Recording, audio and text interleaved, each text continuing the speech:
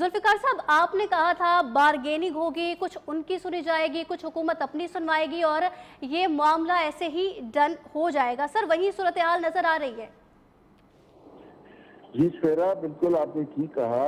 आज 87वीं तरमीम मंजूर हो गई, 2/3 अक्सरियत से मंजूर हुई। 64 वोट जैसे आपने कहा उसके हक में आए, मुखालफत में कोई वोट नहीं आया और ये एक नई तारीख बन गई। तारीख के जो तालिब इल्म है और आज की जो नौजवान नस्ल है, कल को ये इन दस्तावेजात को जब पढ़ेंगी तो ये इस तरह से इसको याद रखेंगी, क्योंकि इन सब लोगों ने इसको विटनेस किया है, इसको मंजूर होते हुए देखा है कि इसमें आसिम मनीर साहब के हवाले से बहुत लोग ऑफ कैमरा बातें करते थे, बहुत लोग साजिशें करते थे, बहुत लोग तरह तरह की अफवाहें उड़ाते थे। लेकिन जब वक्त आया तो 59 बार चेयरमैन सेनेट ने पूछा कि किसी को किसी शिक पे कोई इतराज है, तो किसी मेंबर ने बात नहीं की। तो ये एक रिकॉर्ड का हिस्सा बन गया, ये एक तारीख बन गई कि पीटीआई के किसी शख्स ने भी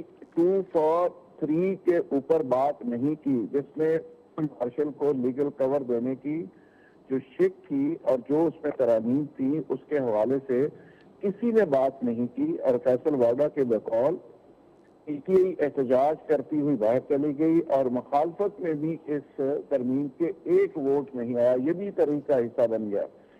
अगर पीटीआई वहां मौजूद रह के इसको अपोज करती, इसके मुखालफत में वोट देती और इस पे बात करती तो ये भी तारीख का हिस्सा बनता। तो इसका मतलब ये है, बड़ी बरीक सी वारदात पीटीआई ने डाली है और आज फैसल वाडा की इस बात को हमें सच मानना पड़ेगा कि अंदर से पीटीआई भी ऑन बोर्ड थी। यानी अंडरस्टैंडिंग ये थी कि वो एहतजाज करेंगे, वॉकआउट कर देंगे और इस तरह से ये तहरीक और ये अमेंडमेंट जो है वो भारी अक्सरियत से मंजूर हो जाएगी। अब्दुल्ला साहब जो पीटीआई के एक मेंबर थे, उन्होंने जो बुनियादी बात की, उन्होंने कह दी कि आसिम मनीर साहब ने चूंकि बहुत बड़ा काम किया है, वो कौम के हीरो हैं और मैं हक में वोट देने आया हूँ और वोट देने के बाद वो मुस्ताफी हो गए।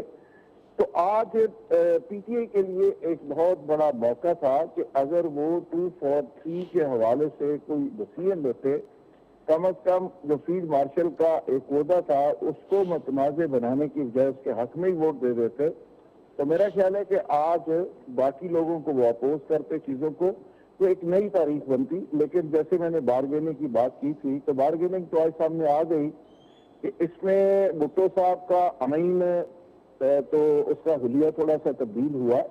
जो पीपल्स पार्टी आज तक सवेरा ये क्रेडिट लेती थी कि 73 का आइन और भुट्टो साहब का तोहफा, आज उस तोहफे के अंदर काफी तब्दीली नजर आई और उसको उसका हुलिया थोड़ा सा बिगाड़ा गया। लेकिन